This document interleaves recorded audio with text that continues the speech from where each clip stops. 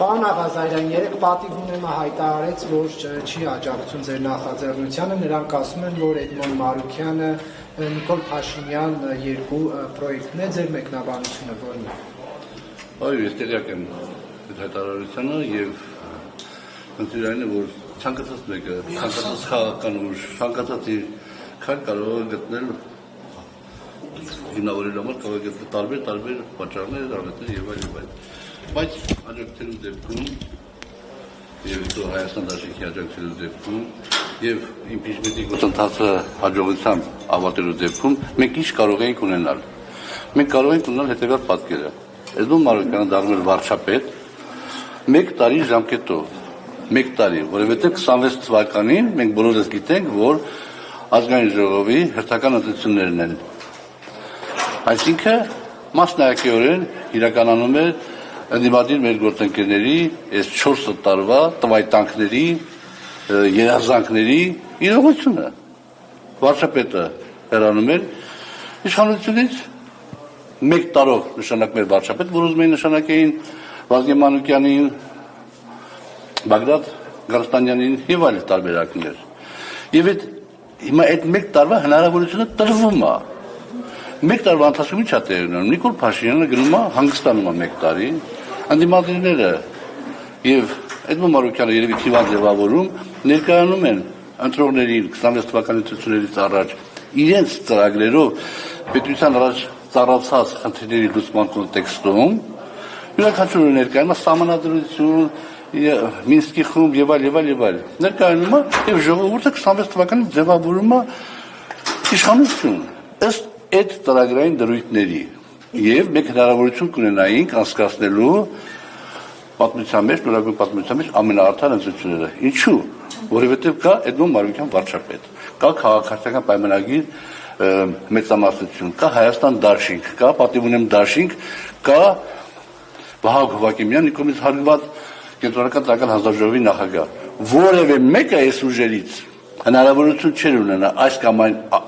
կերպ բացասական ազդեցություն ունենալ ընտրական գործընթացների վրա։ Սա շատ գեղեցիկ հեռանկար է, որ մենք չունեցանք։ Հիմա, ինչ վերաբերում է պատիվ ունեմի այսպես կոչված ներժման այս պահին, պետք է հայտարարենք, որ դա չի նշանակում, որ մենք գործընթացը դադարեցնում ենք, այդ գործընթացը մնում է բաց, եւ ես կարծում եմ, որ որևէ մեր երկրի համար միջև 26 թվականի ընտրությունները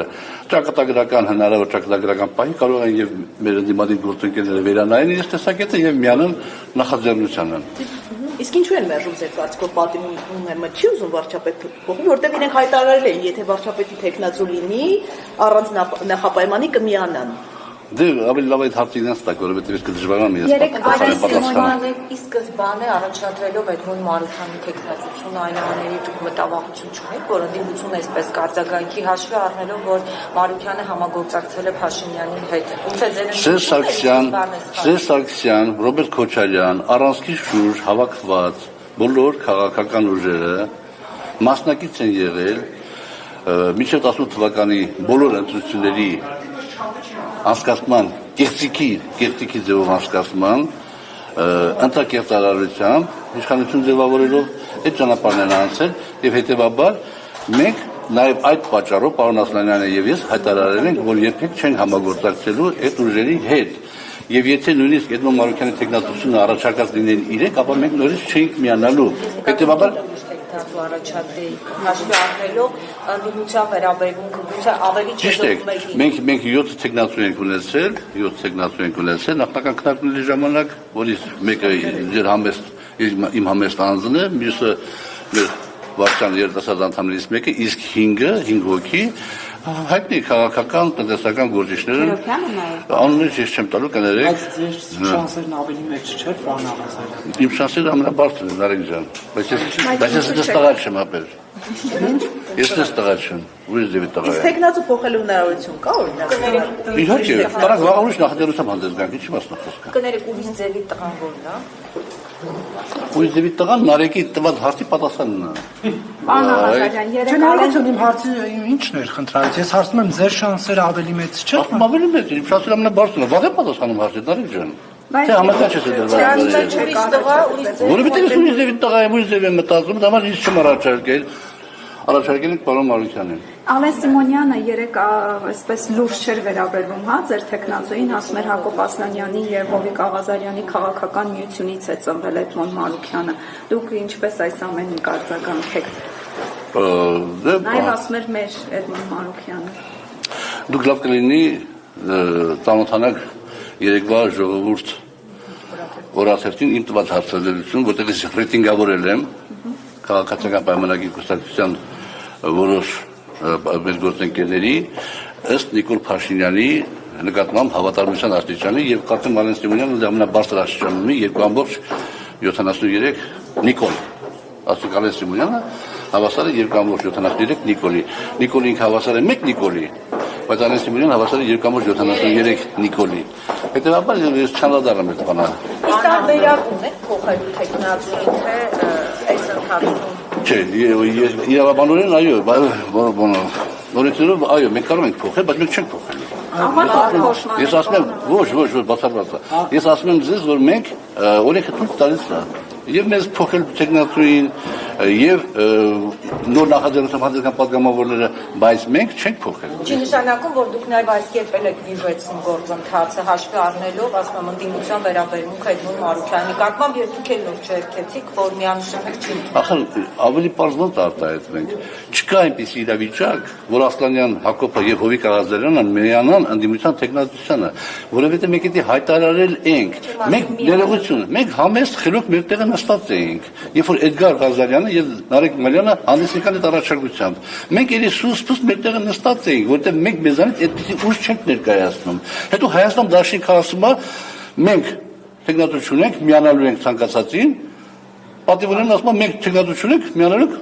ցանկացածին։ Ես էլ մաթեմատիկայից, տեխնիկական ինստիտուտի տեխնատու եմ, մաթեմատիկայից շատ լավ։ Երբ որ գումարեցի, տեսա 34 է անում։ 34-ին գումարում ես 36, անում է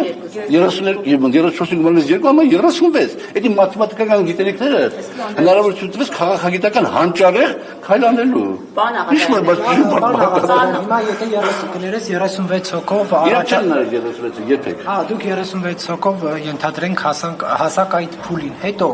էլի տապալվելու է, չէ՞ գործընթացը։ Չէ, միանշանակ չի նայել, որովհետև երբ որ մենք հասնենք այդ փուլի եւ մտնենք խորհրդարան, արդեն մենք ավելի ազատ կլինենք։ Հոգի կգա եւ դեմ կողմ կքվեարկի 18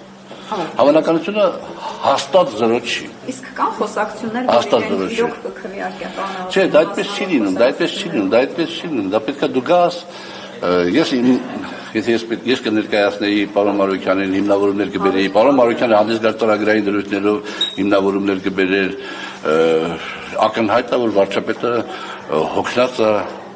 կգնար մի տարի կհանգստանար կամ 6 ամիս կհանգստանար, այնպես 6 ամիս է կնվիրել նախընտրական կամպանիա ինչ վատ բան են կարող։ Պետք է Նիկոլ Փաշինյանին անվտանգության երաշխիքներ տալ այս մեկ տարվա ընթացքում, որ օրինակ Նիկոլ Փաշինյանը ունի անվտանգության երաշխիքներ օրենքով սահմանված։ Պարոն Աղազարյան, եթե ընդդիմադիրները չեն միանում, այսինքն չեն վստահում Էդմոն Մարուկյանի որպես վարչապետի տեխնացու, դեռ մի կողմ թողնենք, իրենք կվստահեն, չեն վստահ։ Դուք կարծում եք Մարուկյանը այն կերպարն է, որ հասարակության կողմից վստահություն ներշնչող մարդ է, կարող է վարչապետի տեխնացու լինել, այսինքն Էդմոնի հետ վստահությունը հանրության շրջանում։ Հանրությունը շատ ժամանակ նախ ես գտնում որ ինքը իր մակարդակով ամեն ինչով բավարարում է։ Իսկ հանրությունը համախմբում է մի գաղափարի շուրջ, որտեղ տեսնում է, որ այդ գաղափարը տանում է դեպի տաճար։ Այդ գաղափարը տանում է դեպի տաճար։ Հիմա եւ Էդմոն Մարուկյանը, եւ պարոն Ասլանյանը, եւ ես կներեք այդքան պարզունակ չենք, որ մտածենք մենք տեխնատու առաջադրենք եւ գլխապատար գանք ստորագրեի։ Մենք ունենք նաեւ պլան B։ Մենք պլան B աշխատացնենք։ Առաջիկայում կասվի կարևորը կլանցնեն։ Իդեպ պարոն Ազարյանը միացել է ձեր նախաձեռնությանը։ Չգիտեմ, առանց չեմ նայել հոգել ստորագրել։ Եվ պարոն Ասլանյանից բացի այն մարդը ստորագրել այդ նախաձեռնությանը։ Դեռ ոչ։ Իսկ բացքան որ է ստորենքով լինելու։ Միջև